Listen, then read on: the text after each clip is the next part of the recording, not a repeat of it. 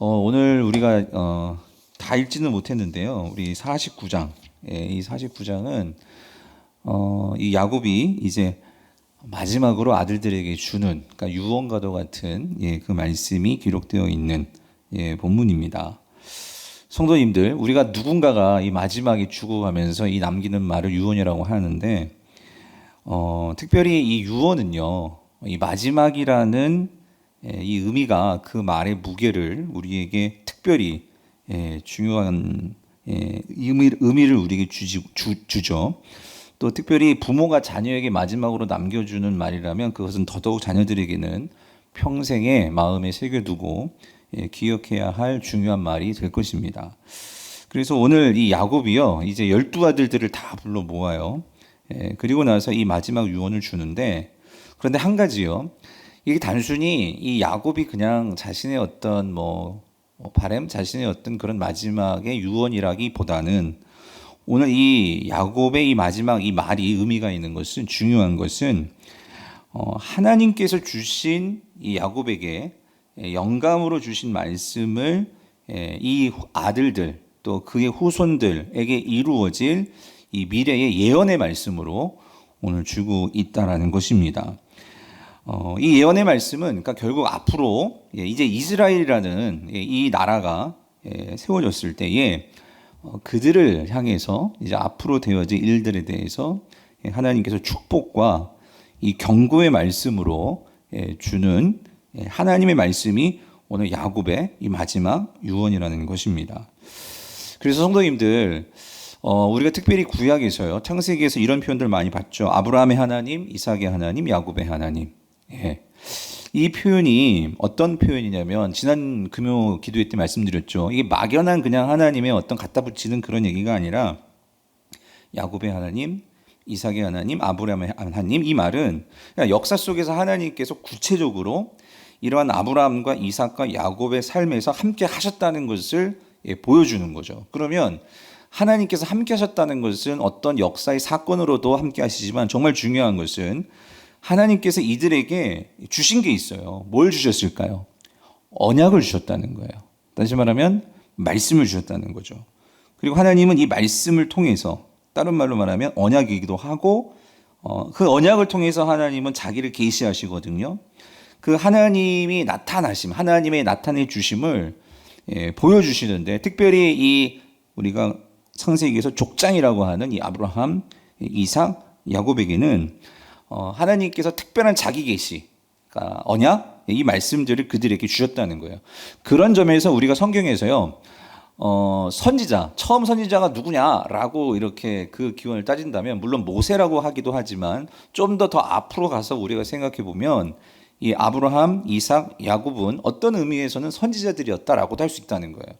특별히 오늘 본문의 야곱은 더더욱 그렇습니다. 이 야곱은 그의 아들들에게 하나님의 말씀을 전해주죠. 근데 그 말씀은 단지 한 가정의 바람이 아니라 하나님께서 이 땅에 세우시는 이스라엘의 미래에 관한 하나님께서 주시는 예언의 말씀이기에, 그는 지금 마치 선지자처럼 오늘 하나님께서 주신 말씀을 전하고 있다는 거예요.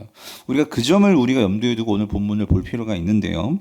그래서 우리가 1절을 다시 한번 볼게요. 1절. 우리 1절에서 다시 한번 같이 읽어볼게요. 시작. 야곱이 그 아들들을 불러 이르되 너희는 모이라. 너희가 후일에 당할 일을 내가 너희에게 이르리라예요. 자, 여기서요.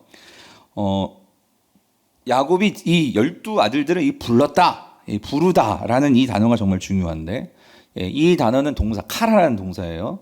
그런데 성경에서요, 이 카라라는 이 동사는요, 나중에는 이게 칼이라는 그런 의미를 가지고 모임, 집합, 이런 의미를 갖게 돼요. 그래서 특별히 구약에서 이 칼이라고 하면 총회라는 뜻도 있고, 결국 신약에서 이 구약이라는 신약에서 이 에클레시아라는 이 단어가 구약에서 무슨 단어로 번역이 되느냐, 이게 칼이거든요. 칼.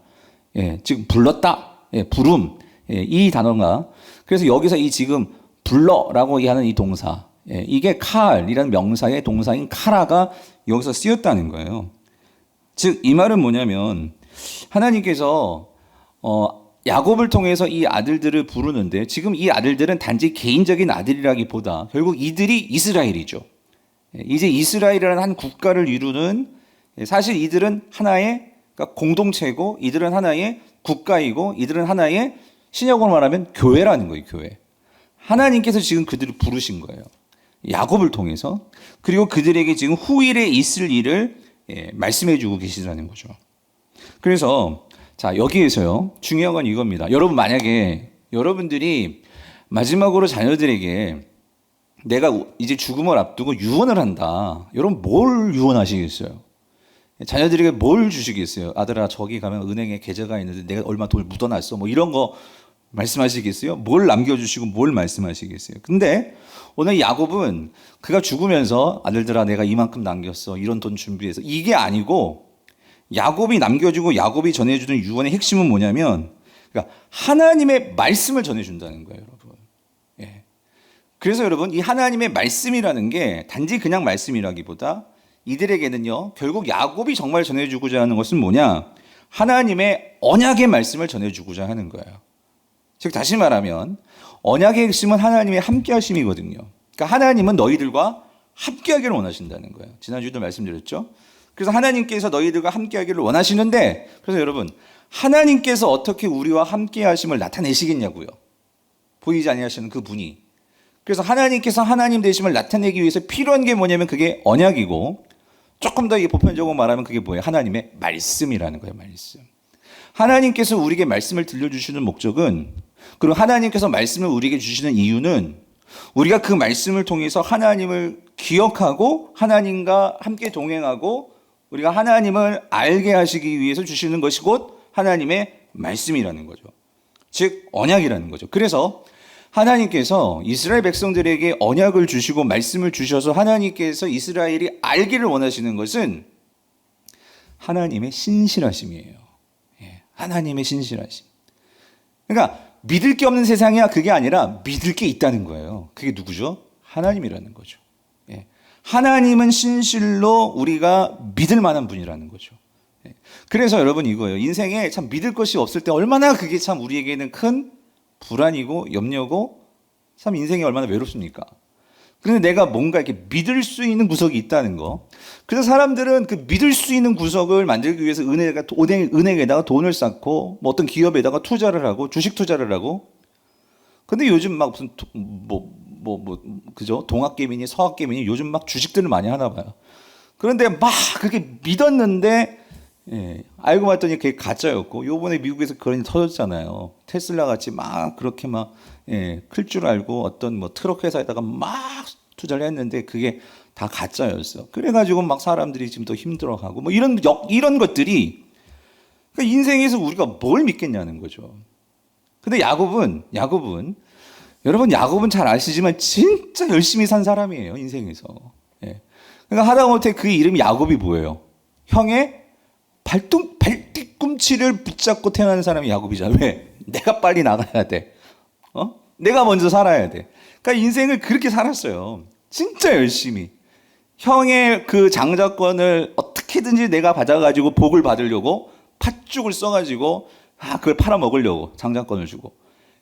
그리고 아버지의 축복을 받으려고 막, 물론 엄마가 도와준 거지만 막 털을 갖다 붙이고 막 그래가지고 그 복을 받으려고 그렇게 악착같이 살았던 게 이 야곱이란 말이죠. 근데 이 야곱이 그의 인생을 험악한 삶을 살고, 그리고 심지어 여러분 그거죠.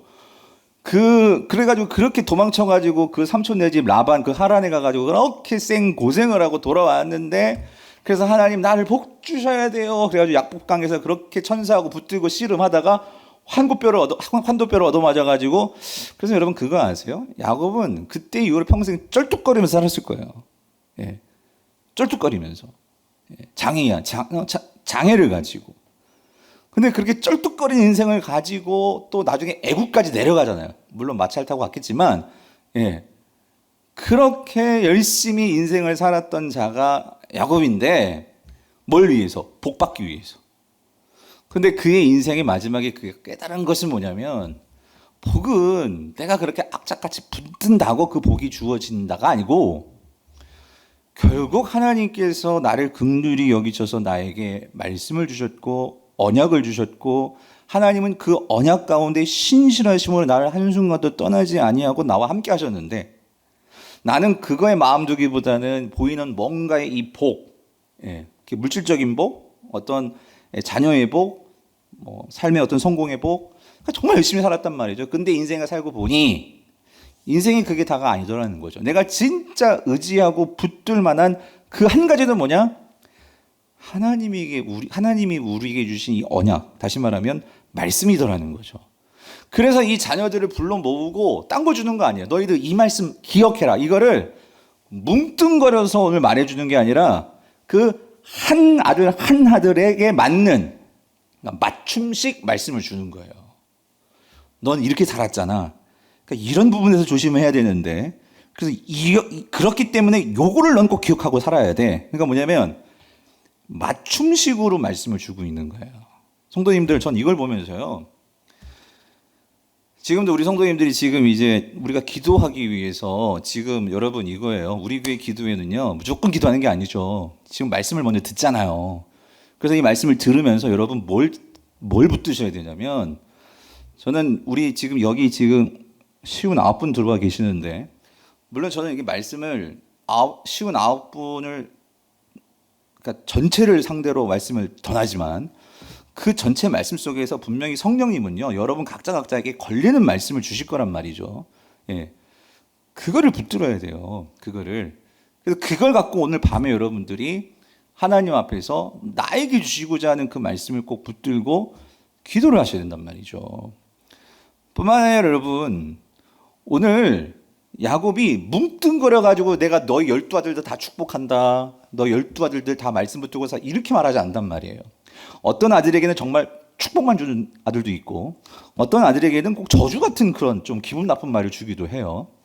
그러면은 솔직히 그렇죠. 좋은 말 듣는 뭐 요셉이나 우리가 요셉 같은, 혹은 뭐 야곱 같은 이런 아들들은 막 축복의 말이야. 그냥 정말 막 풍성하게 될 거야. 뭐 네 가지고 뻗어 나갈 거야. 막 이런 것들이 들어도 기분 좋지.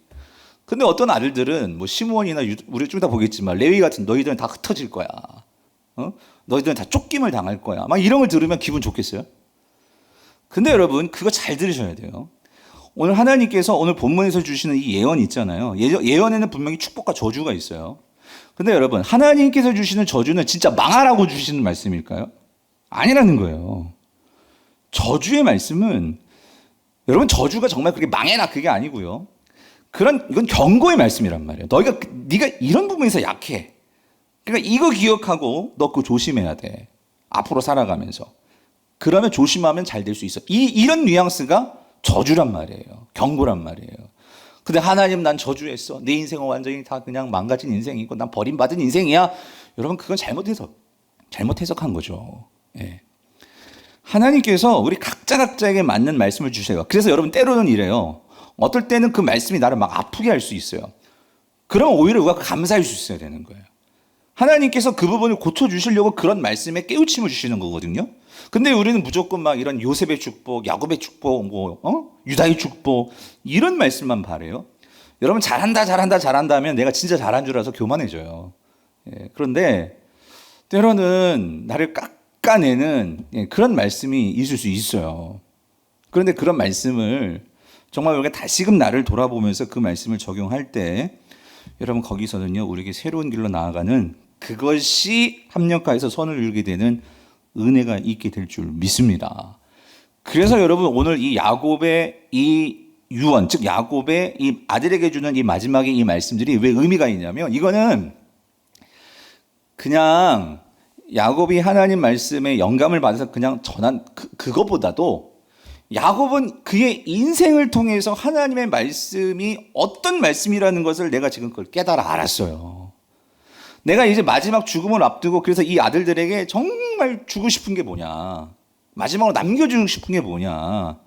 그래서 오늘 하나님이 너희들에게 맞춤식으로 주는 이 말씀을 꼭 기억하고 살아라. 그래서 여러분, 우리가 이 12아들에게 준 이 말씀을 놓고 보면은 앞으로 우리가 성경을 읽어가면서 특별히 이게 어디서 분명히 드러나냐면, 이제 가나안 땅에 들어가게 되거든요. 즉 여호수아, 사사기, 이 말씀들을 읽어보면 이 말씀이 그대로 적용이 되는 걸 볼 수 있어요.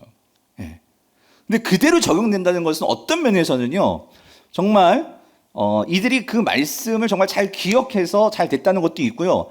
어떤 의미에서 하나님이 이 말씀을 기억해서 너희들이 다른 결과가 나오기를 원하시는 부분도 분명히 있었을 것 같아. 근데 그 말씀을 우습게 여기다가 정말 쫓겨나게 되고 정말 이들이 흩어지게 되고 이런 일들이 정말 벌어지게 된다는 거예요. 이 무슨 말인지 이해되세요?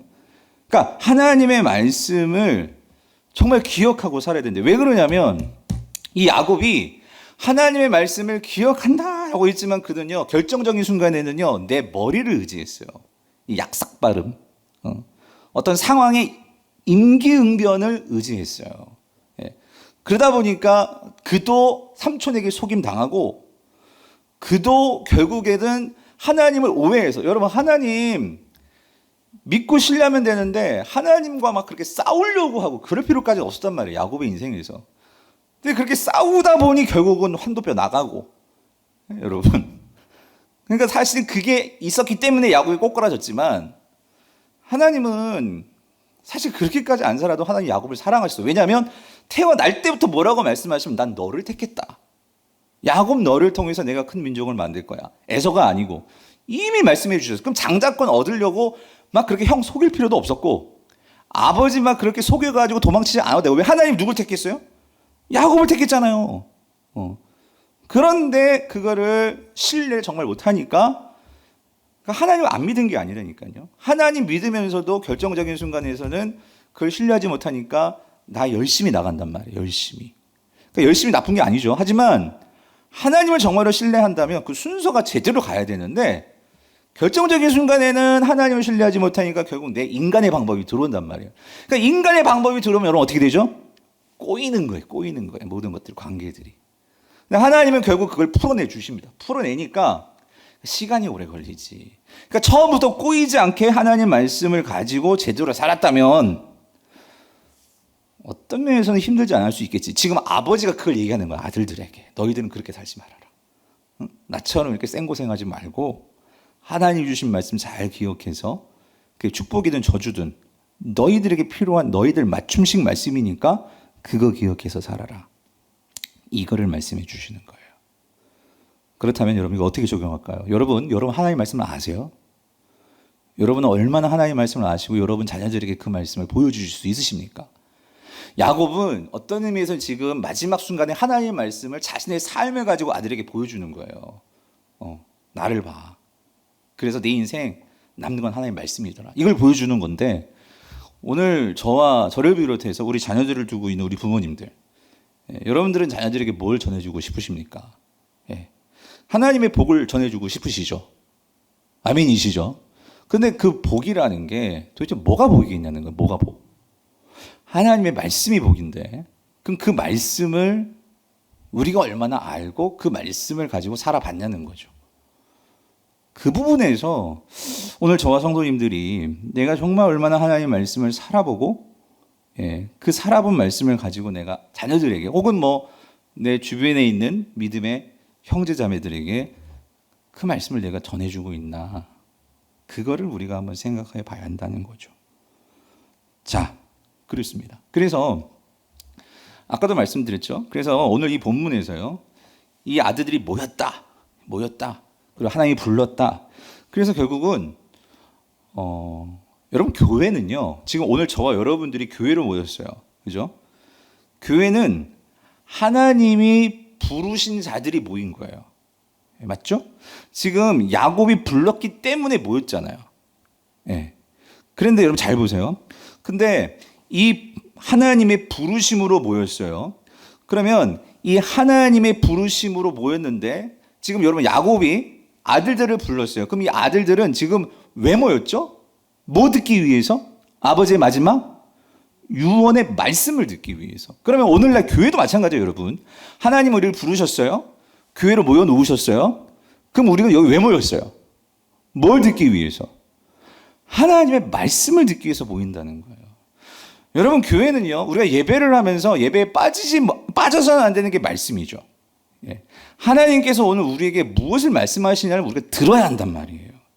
그러므로 교회는, 성도는, 여러분 기독교는 말씀 빼고는요, 이거는 교회가 될 수 없는 거예요. 세상에는 말씀 없어도 그냥 좋고 친교 모임이 될 수도 있겠지만, 그러나 교회는요, 하나님의 말씀이 빠져버리면 그건 우리의 정체성이 없어져 버리는 거란 말이죠. 예. 교회가 모이는 가장 중요한 이유는 하나님의 말씀을 듣고 그 말씀을 가지고 우리가 살아내기 위해서, 그러니까 하나님께서 바라시는 그 삶의 방향으로 우리가 가기 위해서, 그래서 우리가 말씀을 들어야 하고, 그래서 이 말씀을 듣는다, 이 샤마, 이 히브리 말이 듣는다라고 할 때는 그 듣는다의 말 속에는 뭐가 들어가냐면 그 말씀을 따라 사는 순종이 들어가 있다는 거예요. 어느 순간인가 우리는 듣는 거하고 순종을 따로 분리 생각을 해요. 예. 다시 말하면 이 듣는 것과 하고 지키는 것을 우리가 따로 분리해서 생각하는데, 하나님에게 있어서는요, 이 듣는다라는, 그래서 여러분 오늘 본문에도 이 야곱이요, 내가 이를게, 이른다, 이게 무슨 말? 너희 들어라, 그 소리예요. 들어라. 이 들으라가 2번씩이나 강조에 나오는데 명령형으로. 그러니까 여러분, 이 듣는다라는 것은 뭐냐면 결국 우리가 그것을 뭐 하는 거냐면 따라간다는 거예요. 따라간다. 하나님의 말씀을 따라간다. 그럼 따라간다는 게 다른 말로 이게 순종이죠. 순종. 이게 신약에 오면 여러분 잘 생각해야 되는 게 뭐냐면요, 믿음과 행함이 같이 가는 거예요. 그런데 이상하게 언제부턴가 이 믿음은 우리가 지적으로 동의하고, 내가 믿습니다, 그냥 어떤 하나님의 어떤 그런 말씀을 내가 그냥 수용하는 거, 그걸 믿음이라고 생각하는데, 여러분 성경은 믿음을 그렇게 말하지 않아요. 성경은 듣는다는 것을 그렇게 말하지 않는다고요. 듣는다는 것은 반드시 행함을 포함하고 있고, 믿는다는 것은 그 안에 행함이 당연히 들어가 있다라는 거예요. 그래서 여러분 보세요. 로마서 10장 8절 9절을 같이 한번 볼게요. 예, 같이 읽어봅시다. 시작. 그러면 무엇을 말하느냐? 말씀이 내게 가까워 내 입에 있으며 내 마음에 있다 하였으니 곧 우리가 전파하는 믿음의 뭐예요? 말씀이라요. 그러니까 여러분 이런 게 중요한 거예요. 여러분 이제 큐티 하실 때 있잖아요. 이런 믿음의 말씀이라. 이게 영어로 하면 소유격인데, 무엇의 말씀이다 할 때 이 소유격이, 우리는 그냥 누구누구의, 소유하면 뭔가 이렇게 소유만 생각하는데, 사실은 이 헬라어에서는요, 이 소유격이 여러 의미가 있어요. 이게 주격이냐 목적격이냐, 이게 주격이 아니 이런 관계를 가지고 우리가 생각을 해야 되는데, 그러니까 믿음의 말씀이라고 할 때 이 믿음의 말씀이 뭐냐는 거예요. 무슨 의미냐는 거예요. 즉 여기서 중요한 것은요, 그러니까 보세요. 말씀이 내게 있죠. 결국 이거예요. 바울이 말하고자 하는 것은 뭐냐면요, 결국 우리의 믿음은, 이게 믿음과 말씀의 관계가 뭐냐는 거죠. 결국 믿음과 말씀은 이거는 같이 가는 거예요. 즉 결국 우리의 믿음은 뭐에 달려 있는 거죠? 말씀에 달려 있는 거죠. 그렇죠? 그래서 결국 우리의 믿음을 위해서는 말씀이 정말 필요한데, 그래서 구절을 보시면, 자 그러면 이 말씀이 뭐냐는 거예요. 주님이 주시는 거죠. 주님이 하시는 게 말씀이잖아요. 그죠? 그런데 여기서 구절을 보면, 네가 만일 네 입으로 예수를, 자 어떻게 해요? 뭐로 시인하면? 주로 시인하면 그랬어요. 주로 시인한다. 여러분 이 주로 시인한다는 게 이게 진짜 믿음이라는, 이게 믿음이라는 거예요. 예. 그러면 자 보세요. 또 하나님께서 그를 죽은 자 가운데 살리신 것을 네 마음에 뭐하면? 믿으면 그랬잖아요. 믿으면. 즉 하나님이 십자가에 예수 그리스도를 달려 죽게 하셨어요. 근데 그 죽었던 자가 어떻게 돼요? 다시 살아나셨죠. 그렇죠. 예. 이 살아났다는 것은 뭐냐면 모든 죽음의 권세를 다 이기시고, 다시 말하면 여러분 이 부활의 의미는 뭐냐면은 결국 이 예수 그리스도가, 여러분 이 세상에서 인간이 우주도 정복하고 모든 걸 다 정복해도 아직 정복하지 못한 게 있어요. 여러분 그게 뭐예요? 죽음이라고. 죽음은 그 어떤 누구도 정복을 못했어요. 그런데 이 죽음을 정복하신 분이 계시단 말이에요. 그게 누구예요? 예수 그리스도시란 말이에요. 정복이라는 것은 결국 모든 것을 통치하는 건데, 결국 성경은 예수 그리스도가 부활하심으로 우리에게 뭘 말해주냐면 그분이 주님이시다요. 예수를 주로. 그래서 이 주라는 것은, 로드라는 것은 뭐냐면요, 모든 것을 통치하시는 주인이시라는 거지. 아멘이십니까? 누가? 예수가. 그럼 잘 생각해 보세요. 예수가 모든 것을 다 통치해. 모든 것을 다 다스려. 그럼 우리 누구 말 들어야 돼? 네? 누구의 말을 들어야 돼? 예수 그리스도의 말씀을 순종해야 되는 거 아니에요? 우리가 진짜 예수 그리스도를 믿는다면 당연히 누구의 말에 순종해야 될까? 예수 그리스도의 말 아니에요? 그분이 왕이시니까. 그분이 모든 것을 다스리시니까. 그러면 우리가 정말 그분의 말씀을 따라 산다면 그분이 모든 것을 다 다스리시는 거니까 결국 우리의 삶이 어떻게 될까요? 그래서 성경은 이렇게 얘기해요. 요한복음 8장 31절 32절. 그러므로 예수께서 자기를 믿은 유대인들에게 이르시되 너희가 내 말에 뭐하면? 거하면. 그래서 거한다. 거한다는 게 뭐냐면 결국 말씀에 사는 거예요. 산다는 것은 내가 그 말씀대로 행하는 거죠. 순종하는 거죠. 근데 그 말씀이 누구 말씀이야? 예수 그리스도 온 인류의 주인의 말씀이에요. 통치자의 말씀이에요. 그러면 정말 그 주인의 말씀을 따르고 그 말씀의 통치와 다스림을 받는다면 우리 삶에 정말 어떻게 될까? 진짜 자유해진다는 거예요. 그래서 진리를 알지니 진리가 너희를 어떻게 해요? 자유롭게 하리라. 이 세상에 그 어떤 것이 너희를 속박할 수 없다는 거지. 아멘이십니까? 지금 야곱이 그거를 깨달은 거예요. 내 인생을 지금까지 난 열심히 살았는데 그것이 나를 자유케 하는 것이 아니라 나를 힘들게 했었어. 그런데 내가 정말 하나님을 신뢰하고 하나님의 말씀으로 살아보니까 결국은 그게 내 인생의 전부더라는 거죠. 이거를 깨달으니까 우리가 지난번에 봤잖아요. 이 바로 앞에 가서도 당당한 이 할아버지, 예? 아무것도 없어. 바로는 만왕의 왕이지. 그 당시 대제국에. 근데 진짜 왕은 하나님이시라는 것을 내가 알고 그 하나님 말씀이 내 인생을 이끌어온 거에 대한 확신이 있으니까 바로 앞에서 기가 죽지 않더라는 거죠. 와, 우리가 이런 믿음이 되었으면 좋겠어요. 예.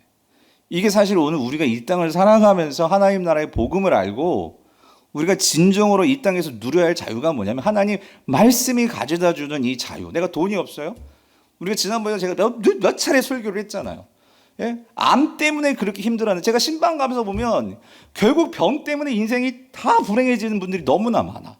정작 성도인데도 병 앞에서는 결국은 힘을 못 써. 근데 우리가 지난번에 봤던 정말 믿음의 사람들, 정말 하나님을 신뢰하는 사람들은 내가 암병이 있어도 그 안에서 뭐하죠? 자유하더라는 거지. 과연 오늘 저와 여러분들은 인간관계에서는 어때요? 저도 참 많이 약하더라고요. 예. 여러분의 어떤 삶에서 내가 사람들한테 인정받기 위해서 우리가 자유하지 못하니까 사람들은 결국 내가 학벌, 어떤 나의 뭐 스펙, 내 남편이 얼마나 돈을 많이 가진 남편인가, 뭐 이런 것들이 결국 나를 드러내는 것처럼 자유하지를 못하는 거예요. 근데 오늘 야곱은 지금 그 애굽에 이렇게 내려와가지고 지금 그러니까 어떤 의미에서는 야곱의 인생은 사실 애굽이 자기네 고향, 자기의 고향은 아니잖아. 그리고 야곱의 애굽에 있지만 자기는 마치 이방인이지. 그렇잖아요? 그런데도 불구하고 그가 바로 앞에서나 이 마지막 이 자녀들에게 주고자 하는 당당함의 그 근원이 뭐냐? 하나님의 말씀을 붙들어라. 응? 그 말씀 붙들고 너희들은 이제 이곳에 있을 사람들이 아니고 우린 약속의 땅을 향해 가서 살아야 돼. 예? 이 말씀을 주고 가는 이 아버지. 예. 그래서 여러분 보세요.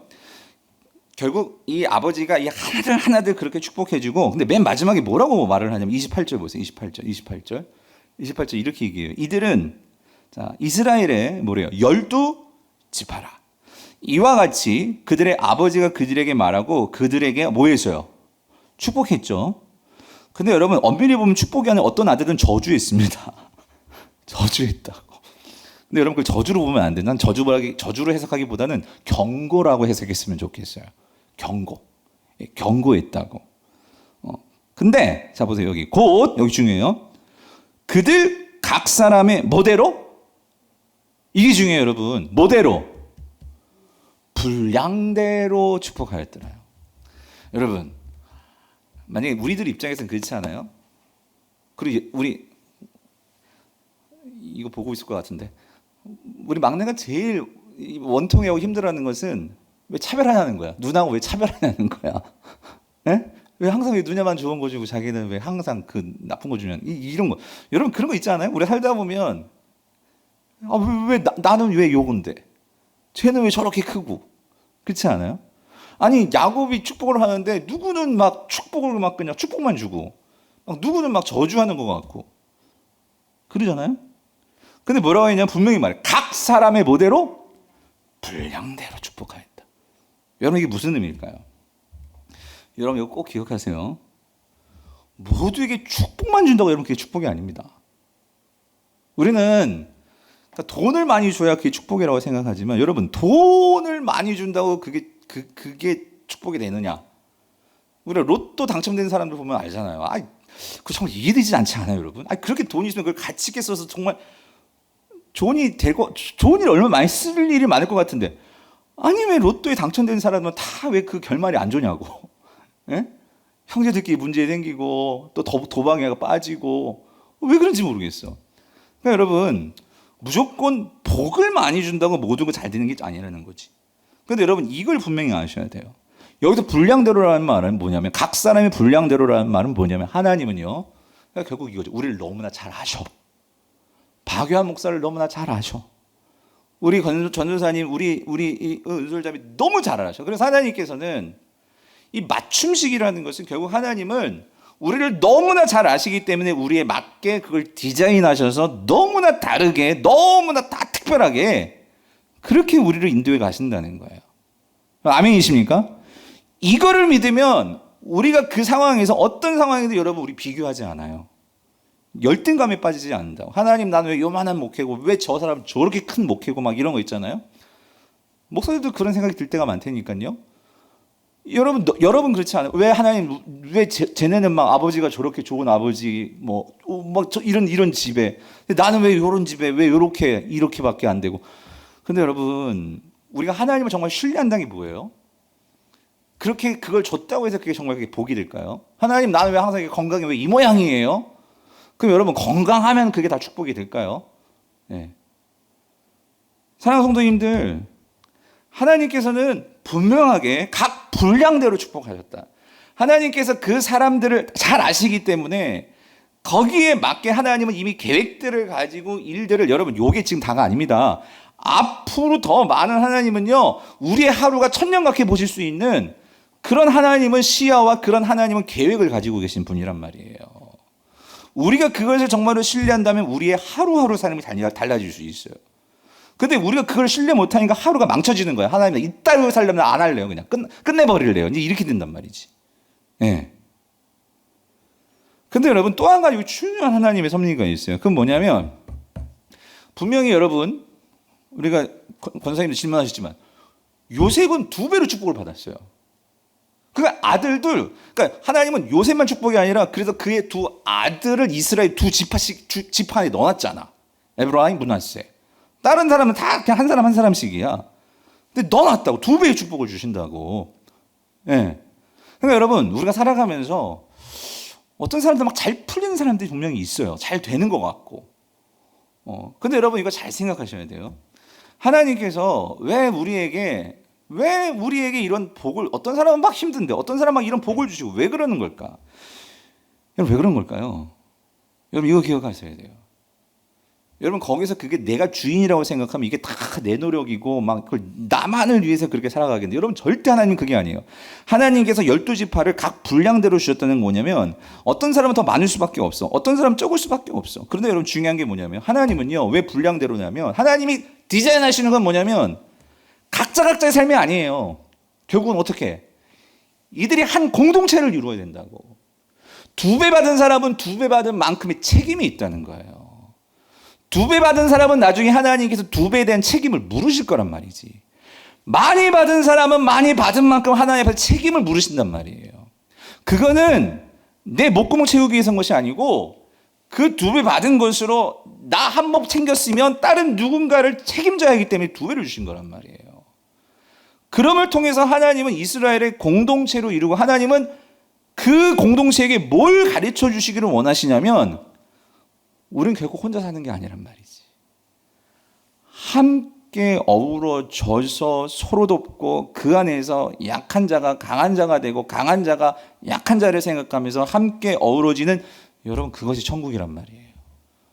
그것이 하나님의 나라란 말이에요. 그래서 하나님은 각 분량대로 5달란트 주는 사람이 있고 2달란트 주는 사람이 있고 1달란트 주는 사람이 있고 그래서 여러분, 우리가 정말 하나님을 신뢰한다면 우리는 거기서 왜 나는 한 달란트 그걸 따지면 안 되고, 한 달란트 받았으면 그거 가지고 하나님 앞에서 그걸 갖고 최선을 다해서 살아야 되고, 이건 있을 수 있겠죠. 내 용량을 키우는 노력은 해야겠지. 그래서 가능하다면 하나님께서 많은 것을 주신다면 그럼 많은 것을 가지고 나를 뻐기면서 사는 게 아니고, 그걸 가지고 내가 그것을 감당해 낼 수 있는 삶이 될 수 있도록, 내 인격이 되고 나의 소양이 되고 나의 실력이 될 수 있도록 그런 용량을 갖춰야겠지. 예. 하나님, 내가 이만큼 준비합니까? 이걸 채워주시면 내가 이걸 갖고 하나님 주신 그 분량대로 하나님 나라를 위해서 정말 살겠습니다. 아멘이십니까? 좀 이따 나오겠지만 단지파 삼손을 보세요. 하나님께서요, 삼손은 감당할 수 없는 그 능력을 삼손에게 주셨어. 근데 삼손은 그걸 어떻게 쓸 줄을 몰랐던 사람이야. 그거 가지고 자신의 그 엄청난 힘을 가지고 뭘 쓰죠? 자기 마누라 찾는 데 써. 마누라 찾는데. 그래가지고 그것도 하나님께서 기뻐하지 하시는 이방 여자 블레셋 여인들을 자기에게 호감을 갖게 만들려고 힘을 그렇게 쓰고 있는 거예요. 하나님 그거 하라고 주셨어요? 아니에요. 다른 약한 지파들을 네가 돌보아라. 그래서 하나님이 힘을 몰아주신 건데, 이 삼손은 그 힘을 어떻게 쓸 줄을 몰라. 예? 여러분, 정말 하나님 앞에서 힘 받고 싶으면 힘을 어떻게 쓸 줄을 알아야 돼요. 우리가 공부하는 거, 우리가 정말 성경 공부하고 하나님 말씀을 우리가 열심히 준비하는 그것은 단지 힘을 소유하기 위한 것이 아니고, 내가 하나님 앞에서 어떤 삶을 살아내는 인생이 되어야 할까, 그거를 깨닫고 그거를 정말 알고 그 준비를 하기 위해서 우리가 애쓰고 노력하는 거지. 단지 돈을 많이 벌으려고 힘을 더 가지려고 하면 돈의 노예가 되고 힘의 노예가 된단 말이에요. 그러나 우리가 하나님의 마음을 정말로 알아서 내 분량이 준비가 되면 하나님께서 그 돈을 채워주시고 힘을 채워주실 때 그걸 어떻게 쓸 줄을 알죠. 여러분, 그게 다윗입니다. 다윗은 양을 치면서도 하나님 정말 나에게 힘을 주신다면 내가 하나님께서 나에게 맡겨주신 이 양을 끝까지 잘 지키겠습니다. 예, 무슨 말인지 이해되세요? 예. 그러면서 하나님을 조금씩 알아가고 배워가니까, 그러면서 나도 모르게 용량이 준비되니까 골리앗을 만났을 때 모두가 다 벌벌 떨고 있을 때 그 다윗은 그 준비된 용량을 가지고 나아갔을 때, 하나님, 난 만군의 주 하나님을 의지하면서 나아갑니다라고 해서 하나님께 거기에 채워주신단 말이지. 채워주시니까 거기에서 그 골리앗을 물리치더라는 거죠.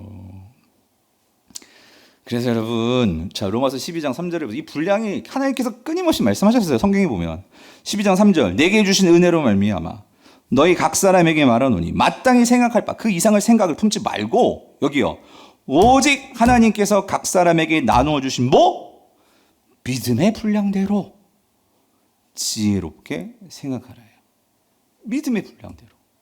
지금은 하나님께서 내게 주신 그 분량대로 생각을 해야 돼, 생각을. 그런데 우리는 그걸 막 뛰어넘어가지고 막 판단하고 뛰어넘어가지고 내가 일을 하다 보니까 그르친단 말이죠. 에베소서 4장 7절, 우리 각 사람에게 그리스도의 선물에 뭐대로? 분량대로 은혜를 주셨나니. 예? 분량대로. 그러니까 하나님을 신뢰하라는 거예요, 하나님을. 예? 하나님을 신뢰하지 못하면 우리가 하나님의 분량, 그거를 신뢰하지 못하니까 막 우리는 막 인간의 술수, 인간의 방법, 이 잔머리 이거 막 동원한단 말이에요.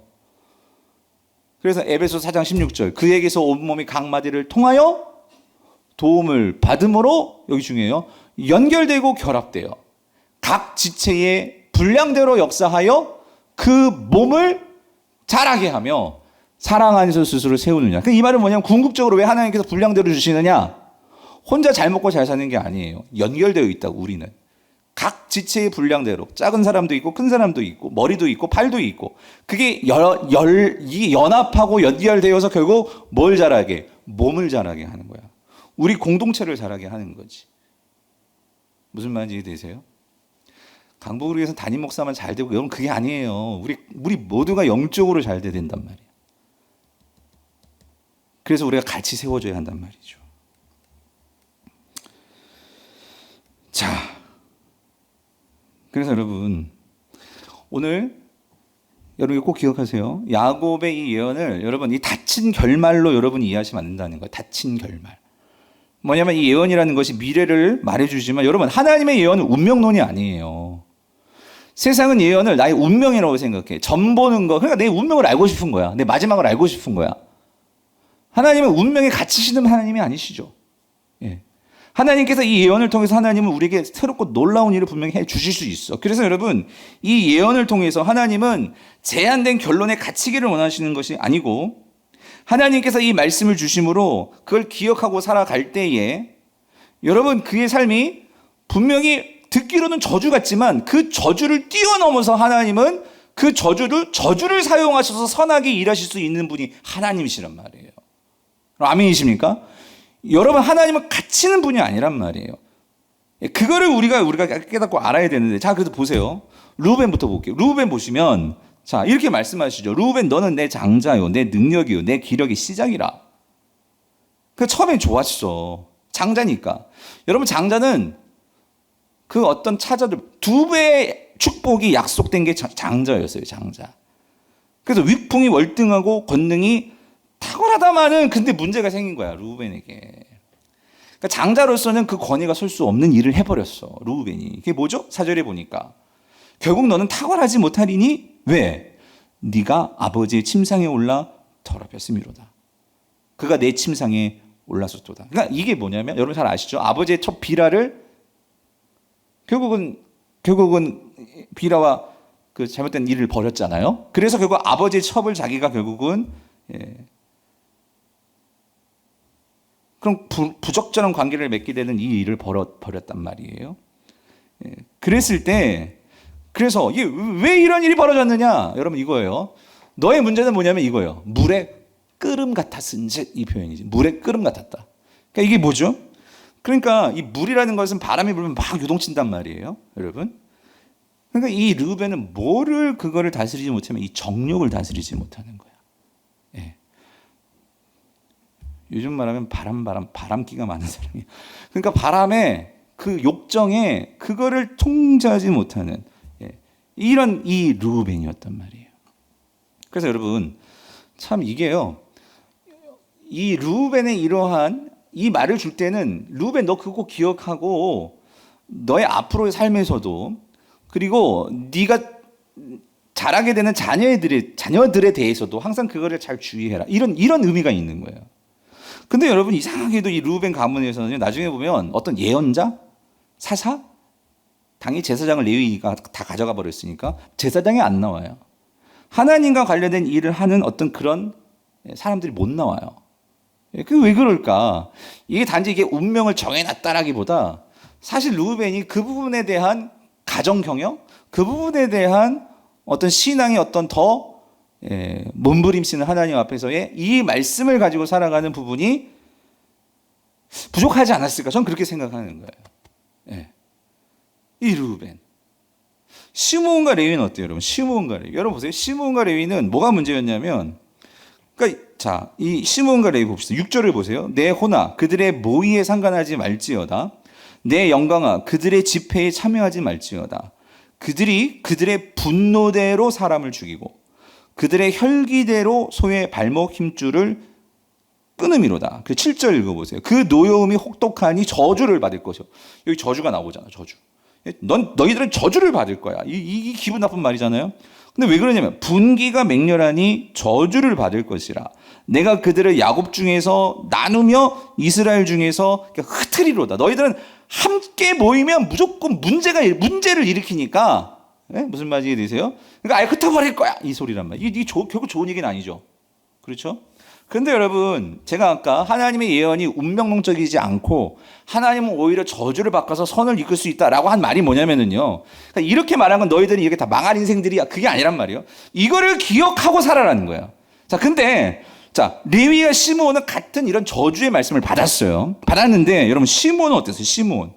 시므온 지파는 결국은, 그러니까 이들의 범죄는 이거예요. 세겜의 그 족장의 아들 하몰이 이 디나를 좋아했는데 이 디나를 강간을 했잖아. 그래가지고 열받아가지고. 근데 이 하몰은 정말 디나를 좋아했어. 그래서 정말 정식으로 결혼하고 싶어요 라고 말을 했어. 그럼 어떻게 결혼해야 되느냐? 이 야곱이 생각하니까 이 이방인이란 말이야. 근데 너희들 그렇다면 할례를 받아. 할례를 받으면 내가 인정해 줄게. 그래서 조약을 맺었어.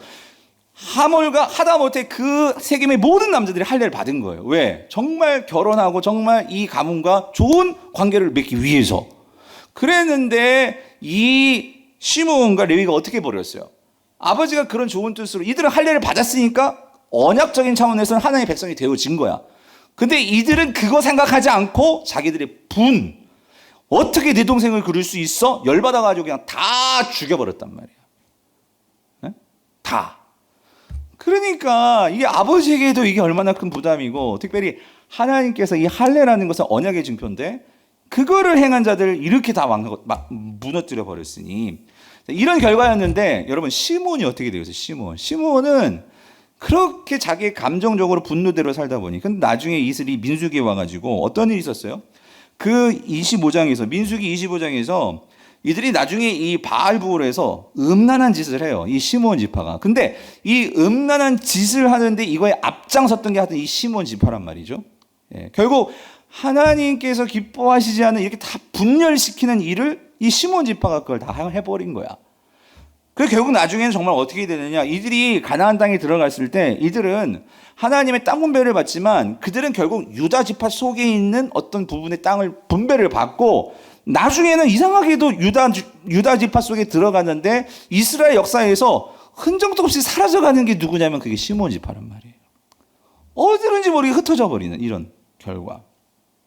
그 지파의 어떤 정체성과 지파의 모습이 보여지지 않는 그 모습이 시므온 지파였어요. 근데 여러분, 레위는 어때요? 레위 똑같이 그렇게 분냄과 똑같이 어떤 그러한 이러한 성향을 갖고 살았던 레위인데, 그런데 출애굽기 33장에서 이들이 출애굽을 하고 이 모세가 정말 하나님의 십계명을 받으러 시내 산에 올라갔을 때 이 밑에서 어떤 일이 있었죠? 금송아지 만들고 이게 하나님이라고 난리 법석이 난 거예요. 모세가 내려오니까 완전히 정말 이게 돌아버리겠는 거야. 아니, 하나님은 내 하나님 외에 다른 신을 섬기지 말라고 했는데 여기서 지금 막 우상 만들어 놓고 지금 막 춤추고 난리가 난 거예요. 그래가지고 너희들이 어떻게 이럴 수 있냐 해가지고 막 그때 이 우상에 빠지고 이런 일을 했던 사람들을 처단할 때 누가 하나님 편에서 나와 함께 이 일을 하겠느냐라고 했을 때 앞장섰던 지파가 누구야? 레위라고. 레위. 그리고 또 아까 그 시므온 지파, 그렇게 바알부올을 우상에 빠져가지고 그렇게 그 지파들이 음란할 때 그들을 하나님 편에서 그들을 이제 처단하고 이 일에 앞장섰던 그 지파도 레위였단 말이지. 그랬을 때 여러분, 나중에 결정적으로 이제 하나님께서 특별히 하나님을 섬기는 특별한 지파를 삼으실 때 어느 지파를 택하셨을까? 그게 레위 지파란 말이에요. 레위 지파. 네. 그렇게 분노가 많고 문제투성이었던 이 레위 지파를 하나님께서 선택하셔서, 근데 여러분 잘 보세요. 근데 하나님이 말씀하셔서 야곱을 통해서 뭐라고? 흩어버리겠다. 하나님 하신 말씀이잖아. 그럼 이 말씀을 지켜야 돼? 그럼 이 말씀을 지키지 않으실까? 그건 아니에요. 흩으세요. 흩으시는데 어떻게 흩으시느냐? 하나님께서 레위를 각 지파 속에 넣어 놓으셔가지고 결국은 그 각 지파를 하나님의 말씀으로 가르치고 하나님의 말씀을 깨달을 수 있도록 돕는 일을 하게 하기 위해서 한 곳에 모아놓는 게 아니라 흩으신다고, 각 지파 속으로. 제가 뭘 말씀드리고 싶으냐면, 여러분 하나님의 말씀은 놀랍지 않아요? 한 지파에게는 정말 흩는다는 게 정말 불행한 일이 되기도 하고요. 어떤 사람에게는 흩는 게 보기에는 이게 안 좋은 것 같지만, 그런데 결과론적으로는 뭐가 되어서 선이 되어버렸어. 성도님들, 우리가 하나님의 지혜를 우리 짧은 머리를 생각하면, 하나님 왜 나한테는 왜 이런 결과를 주세요? 근데 여러분, 어떤 사람에게는 그게 그런 결과를 가졌기 때문에 레위는 어떤 면에서는 그 이후로 난 하나님 편에 서야 돼. 결정적으로 하나님이 원하시는 있으면 내가 제일 먼저 앞장서야 돼. 아마 레위는 그런 마음을 가지고 자신들의 이 열정을 그렇게 선하게 사용했던 지파들인 것 같아요. 그런데 시므온은 그런 생각이 없었던 것 같아요. 그런 생각이 없으니까 그냥 감정대로 그냥 끌리는 대로 또 그렇게 살다 보니까 결국 이렇게 비참한 결과를 만나게 되더라는 거죠. 여러분, 유다는 어때요? 유다도 참 할 말이 많아요. 여러분, 결국은 유다는 축복만 받았어요. 여러분 8절 보세요. 8절. 유다야, 너는 내 형제의 찬송이 될지라. 내 손이 내 원수의 목을 잡을 것이요 내 아버지의 아들들이 내 앞에 절하리로다. 그러니까 다 절한대, 유다 앞에. 형제들이. 그런데 9절, 유다는 사자 새끼로다. 내 아들아, 너는 움킨 것을 찢고 올라갔도다. 그가 엎드려 웅크림의 숫자자 같고 암사자 같으니 누가 그를 범할 수 있으랴. 10절 규가 여기 중요해요. 유다를 떠나지 아니하며 통치자의 지팡이가 그 발 사이에서 떠나지 아니하기를 실로가 오기까지 이르리니 그에게 모든 백성이 복종하리로다. 와, 이게 엄청난 축복이잖아요, 여러분. 네? 그렇잖아요? 여러분 이게 뭐죠? 그러니까 결국 핵심은 이거예요. 유다 지파에서 왕이 나온다는 거예요. 왕이 나온다. 앞으로 이런 일이 있을 거다. 그러니까 이거 엄청난 축복인데, 그러니까 여기 규, 사자 뭐 이런 게 다 왕을 상징하는 거란 말이죠. 그리고 여기 실로가 오기까지 이 말은 뭐 길게 설명할 수 있겠지만 그냥 간단하게만 설명할게요. 그래서 이 실로는 메시아를 의미해요. 메시아. 예. 앞으로 그러니까 이 유다 지파를 통해서 메시아가 올 것을 이미 창세기에서 그거를 예언해 놓았어. 그래서 여러분 우리는 알죠. 우리는 완성된 계시를 갖고 있으니까. 영원한 왕으로 메시아로 오신 분이 누구세요? 예수 그리스도. 근데 예수 그리스도 어느 지파를 통해서 오세요? 베냐민 지파? 예? 레위 지파? 여러분 우리가 만약에 생각하면 우리는 예수님 레위 지파를 통해서 와야 될 것 같아. 여러분 그렇지 않아요? 성전에서 일했고 하나님 말씀을 가르치고 했던 레위 지파에서 와야 되는 거 아니야? 근데 메시아는 누굴 통해서 오냐면 유다 지파를 통해서 온다고. 근데 유다 지파가 어떤 지파냐면 유다는 어떤 사람이에요? 이 사람은 참 이 사람은 비도덕적인 사람이야. 예. 좀 윤리적으로 많이 깨끗하지 못했지. 예. 며느리하고도 그렇고 관계도 그렇고 며느리를 속이기까지도 하고 예. 그랬던 사람이 유다인데 그런 유다를 통해서 하나님은 놀라운 구원의 역사를 이룬단 말이죠. 예. 이게 뭘 보여주냐? 그러니까 여러분 철저하게 이 야곱의 이 축복 속에는요 우리의 생각과 완전히 다른 길들이 나온다는 거예요. 이런 부분도 있어요. 저는 이 유다의 그러니까 유다의 경우를 보면서 만약에 여러분 그거예요. 제가 레위라고 얘기했지만 근데 야곱의 족보에서 만약에 따지면 메시아는 요셉 지파에서 와야 될 것 같아. 요셉. 그렇지 않아요, 여러분? 예. 또 요셉은요 특별히 그렇게 야곱이 사랑해가지고 복을 막 갑절로 복을 줬잖아요. 사실 지금 야곱이 생각하는 장자는요 요셉입니다. 요셉. 그래서 요셉은 2배의 축복을 받은 거예요. 예. 왜 그러냐면 요셉이 참 귀하기도 하고 또 요셉은 누구의 아들이에요? 그가 정말로 사랑했던 누구? 라헬 아들이라고. 라헬의 아들. 근데 하나님은 그렇게 그러니까 야곱에게는 그렇게 요셉을 생각하는 마음이 어쨌든 있을 수밖에 없어. 이게 있어. 그러니까 복도 그렇게 가는데 하나님의 생각은 달라. 너가 야곱아, 너 요셉을 그렇게 좋아하지만 근데 하나님은 하나님 마음속에는 이 유다가 누구 아들이에요? 이 레아라고. 남편에게 사랑받지 못했던. 예? 근데 하나님은 그렇게 사랑받지 못했고, 예, 그러한 이 여인의 아들을 통해서 온 인류가 사랑하게 만드는, 온 인류가 사랑할 수밖에 없게 만드는 이 예수 그리스도를 오게 하시더라는 거죠. 하나님은 우리 인간의 생각과 인간의 어떤 그런 계획, 이 모든 것들을 완전히 깨부수시고 이 놀라운 일들을 우리에게 보여주시는 그 이유가 뭘까? 여러분 하나님은요 우리의 작은 머리로 하나님을 이해할 수 없을 뿐만 아니라 하나님을 그렇게 우리의 생각에 가둬서도 안 되고 하나님은 우리가 생각하지 못한 길을 우리에게 제시하시고 그래서 우리는 어떨 때는 안 될 것 같지만 아니 이렇게 도덕적으로도 그렇고 부족하고 그런데 하나님은 그거 상관하지 않고 근데 유다가 잘한 건 뭐예요? 유다가 하나 봤던 거 하나님께서 보신 건 뭐예요? 앞으로 오실 예수 그리스도의 모습을 보여주는 부분이 있었잖아요.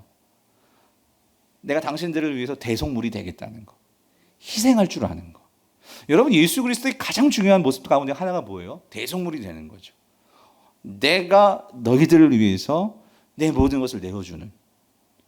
그러니까 이 유다에게 있어서 그 점이 결국 이 예수 그리스도와 연결되는 그렇게 연결이 되더라는 거죠. 사랑하는 성도님들, 우리 모두가 다 좋을 수 없어. 우리 모두가 다 뛰어날 수 없어. 근데 여러분 참 놀라운 게 하나님은요 그 하나를 그렇게 귀하게 보신다는 거예요. 그리고 그걸 통해서 하나님은 기뻐하셔서 그걸 통해서도 하나님은 모든 것을 다 잊어주실 정도로 이 유다의 모든 그런 약함과 모든 부족과 이 모든 걸 다 잊어주실 정도로 그거 하나면 됐어. 하나님은 그렇게 우리를 맞아주시고 사랑해 주시는 분이라는 거죠. 오늘 저와 여러분들이 하나님은요 이제는 뭐 하나 보세요? 그렇게 모든 것을 다 내어주시고 내가 너희들을 정말로 사랑한다는 것을 그의 삶으로 보여주신 하나님의 아들 예수 그리스도 그분을 우리가 정말로 믿고 신뢰한다면 그래서 우리가 그분을 정말로 사랑하고 그분을 따라가려고 한다면 하나님은 그것보다 기뻐하시는 일이 없다는 거죠. 내가 과거에 실수했고 부족했고 연약했고 아무리 그럴지라도. 그래서 하나님은 보세요 여러분 11절에 보니까 이 유다에게 이런 축복, 그의 나귀를 포도나무에 매며. 그러니까 우리는 포도나무를 안 심으니까 이게 무슨 말인지 몰라. 그런데 여러분 포도나무 귀한 나무거든요. 나귀를 포도나무에 매면 나귀가 어떻게 할까요? 어떻게 할 것 같아요? 상식적으로 생각해 보세요. 그 열매를 나귀가 다 먹어버린단 말이야. 그러니까 이런 일을 하지 않는 거예요. 근데 이런 일을 하게 된다는 것은 왜 그럴까? 포도나무가 많으니까. 그러니까 이 말은 뭐냐면 그러니까 유다 지파를 통해서 오신 메시아가 이렇게 풍성하신 분이라고. 그래서 포도나무에 맬 것이요 그 옷을 포도주에 빨며. 얼마나 포도주가 많으면, 얼마나 포도가 많으면 옷을 포도주에 빨겠습니까 여러분. 뿐만 아니라 12절 그의 눈은 포도주로 인하여 붉겠고 그의 이는 우유로 말미암아. 얼마나 우유를 많이 먹었으면 이빨이 휘어지겠어. 우유 먹고. 그러니까 이 말은 그 오실 메시아에게 있는 이 풍요로움이지, 풍성함이지. 이런 축복. 여러분, 우리가 믿는 하나님, 우리가 믿는 예수 그리스도가 이런 풍요로우신 분이시란 말이에요. 그분이 이렇게 풍요로우신데 여러분, 하나님이 우리를 그렇게 째째하게 대하시겠냐 말이에요. 예수 그리스도가 사랑으로 우리를 끌어안아 주시는 분이시지. 탕자가 그래서 아버지 그렇게 아버지 거 다 말아먹고 삶아먹고 그리고 나서 나중에 정말 내가 염치불구하고 그래서 이 아들은 그냥 아버지가 나를 종으로 삼아줬으면 좋겠다 하고 돌아가는데 그 아버지는 어떻게 종으로 여겨? 아니요. 또다시 소잡고 반지 껴주고 옷 입혀주고. 왜? 그분은 풍요로우신 분이시니까. 단지 물질이 많다는 게 아니라 사랑이 풍요로우신 분이시니까. 이어지는 49절부터 27절은요. 이거는 하나하나가 이게 예언의 참 그래서 어떤 그림적인 언어로 말을 해요. 그래서 여러분 스불론의 같은 경우에는 앞으로 스불론은 어떤 부분의 축복을 받냐? 이제 해상무역과 관련된 일을 하게 될 거야. 이제 그런 축복을 말해주고요. 이사갈 같은 경우에는 여러분 이게 이제 뒤에 나오는 말씀들이죠. 우리가 13절부터 보면은 거기 보면 이사갈 같은 경우에는 여기는 이제 비유를 써서 꿇어 앉은 나귀. 여러분 나귀는 꿇어 앉으면 안 돼. 나귀는 항상 일하는 게 나귀거든요. 꿇어 앉았다는 건 뭐냐면은요. 그러니까 일하기 싫어한다는 거야. 나귀가.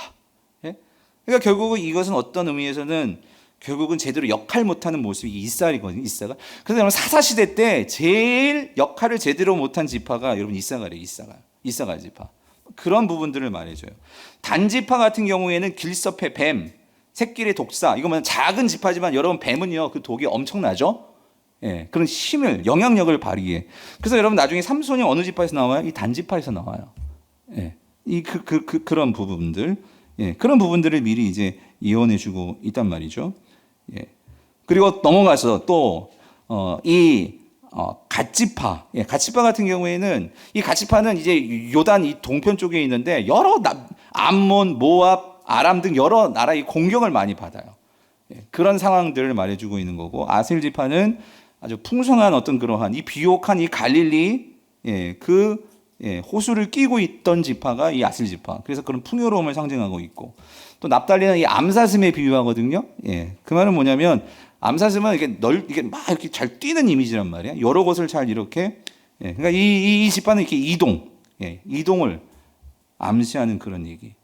뭐 요셉은 아까도 말씀드렸지만 요셉도 마찬가지 하나님의 큰 축복을 받게 되는 것을 말하고 베냐민은 물어뜯는 일이라고 말을 해요. 거기 보시면 본문에 보면 물어뜯는 일이다. 이 말은 뭐냐면 그러니까 베냐민 지파는 특별히 수는 작았지만 전쟁에서 용맹했던 지파가 베냐민 지파예요. 그래서 이스라엘의 첫 번째 왕도 사울 왕이 베냐민 지파였죠. 그런 축복들을 말을 해주는데 그런 식으로 이제 이것들이 성취가 되는데 자 오늘 결론 사랑하는 성도님들 계속 앞에서도 말씀드렸지만 여러분 하나님의 이 예언이라는 말씀이 여러분 우리가 잘 해석했으면 좋겠어요. 이 예언의 말씀이 그대로 성취가 되는데 그러나 여러분 그대로 성취되는 게 이게 운명론적인 어떤 그렇게 적용하면 안 된다는 거예요. 제가 한 가지만 예를 드리고 마칠게요. 하나님께서 이런 예언을 신약에서도 이 예언을 말씀해 주시는 그런 예들이 나와요. 여러분 그 사도행전 21장에 보면 사도 바울이 이제 그가 예루살렘을 향해서 이제 갑니다. 이제 3차 전도 여행을 끝나고 이제 예루살렘을 향을 가는데 그때 어디를 들렸냐면 가이사라는 곳을 들렸어요. 근데 그 가이사라에 누가 있냐면 이 빌리 집사님의 그 집에 누가 와 있냐면 여선지자가 와 있었어요. 그래서 그 여선지자가 예언을 합니다. 바울이여, 당신이 예루살렘에 올라가면 반드시 결박돼 가지고 이제 그런 고초를 당합니다. 그렇게 당할 거예요. 이걸 예언하니까 그 집에 있던 이 빌립을 비롯해서 그 집에 있던 사람들이 뭐라고 말하겠어요? 상식적으로. 하나님께서 이 예언을 주시면은 이거 왜 주신 거야? 가라는 거야? 가지 말라는 거야? 그래가지고 왜 답을 못 하시죠? 가라는 거예요? 가지 말라는 거예요? 그러니까 이거 예언을 주셨으니까 이걸 어떻게 해석하냐면 그게 고초를 당하니까 가지 말라는 소리구나. 그래서 사람들이 하나님께서 이런 예언 주셨으니까 가지 말라는 얘기잖아요. 가지 마세요. 그렇게 얘기한다고. 응? 근데 바울이 뭐래요? 난 간다요. 그럼 하나님의 이 예언은 가라는 소리예요? 가지 말라는 소리? 이거 왜 얘기하는 거야? 바울은 그거보다 분명하게 이거를 기획한 거예요. 자신의 사명은 뭐예요? 나는 복음을 위해서라면 난 죽기까지 주를 위해서 하나님이 나를 이방의 사도로 부르심을 받았고 나에겐 그런 사명이 있어. 그렇죠? 그래서 나는 가야 돼. 근데 그러면 그런 가야 되는 순간에 왜 하나님 마음 약해지라고 너 예루살렘 가면 아주 그렇게 고통을 당하고 이제 결박당하고 이거 왜 말씀하시는 거예요? 이미 바울은 마음이 정해진 사람인데 더 그런 부분에서 어떻게 해요? 더 마음을 더 가다듬고 그래서 어떻게 해요? 누굴 더 의지해야 돼? 누굴 더 의지해야 돼? 하나님을 더 의지할 수밖에 없는 거예요. 하나님을 더 의지하고 나아가야 한다는 거지. 예수님은요, 예수님의 끝이 십자가인 거 알았어. 그걸 알고도 이 땅에서 항상 기도하시면서 하나님과 교제하시면서 말씀을 들으시면서 골고다를 향해 나가신 분이란 말이에요. 사랑하는 성도님들, 어떤 분들은 지금 내가 정말 감당할 수 없는 그런 병의 고통을 가지고 살아가신 분들도 있고 내가 감당할 수 없을 것 같은 그런 남편을 만나신 분도 있을 것 같고 다른 애들보다도 너무나 약하간 내가 너무 감당하기 힘든 그런 자녀를 만난 분들도 있을 거예요. 하나님 나에게 왜 이런 고통을 주세요? 나 왜 이러는 거예요? 하나님이 우리 망하라고 너 싫어 우리 진짜 막 그렇게 힘들게 하려고 그런 것들로 채워주신 것일까요? 그럼 하나님 나 사랑하지 않는 것일까요? 여러분 오늘 야곱의 축복 속에는 분명히 축복과 저주가 있었다는 것. 그런데 하나님은 각 분량대로 하나님은 그 속에서 우리는 단지 그것에 갇혀버리면 이건 하나님 나 사랑하지 않는 거야. 하나님은 요셉만 사랑하고 이런 갓지파 이런 지파들은 사랑하지도 않나 봐. 여러분 이렇게 되는 거예요. 아니에요. 하나님은 그 지파 모든 12지파를 사랑하셨어요. 그리고 그 12지파를 하나님의 언약으로 묶어놓으셨어요. 내가 너희의 하나님이 되고 너는 나의 백성이 되고 너희를 내가 소유로 삼고 하나님은 그들을 책임지셨다고 말씀하셨어요. 그렇다면 오늘 우리가요. 우리의 삶 속에서 우리 현실을 다시 한번 생각해 보았으면 좋겠어요. 하나님, 지금 나에게 있는 이런 고통도 고난도 내가 어떻게 바라보고 어떻게 이것을 감당할 수 있을까요? 근데 중요한 건 그 가운데 누가 나와 함께 하신다고? 하나님께서 함께 하신다고. 그러면 그 하나님과 함께 내가 하루하루를 어떻게 살아갈지에 대한 여러분 그 기대가 더 중요한 거 아니겠어요? 바라기는 우리 모든 성도님들이 오늘 이 우리와 함께 하시는 그 하나님. 그래서 우리는 날마다 이 언약의 말씀을 붙들고 하나님께서 그 말씀으로 나의 삶을 어떻게 인도하실까? 우리는 그 소망을 가지고 하루하루 살아가는 자들이 성도입니다. 이런 삶을 살아내시는 우리 모든 성도님 되시기를 간절히 바랍니다.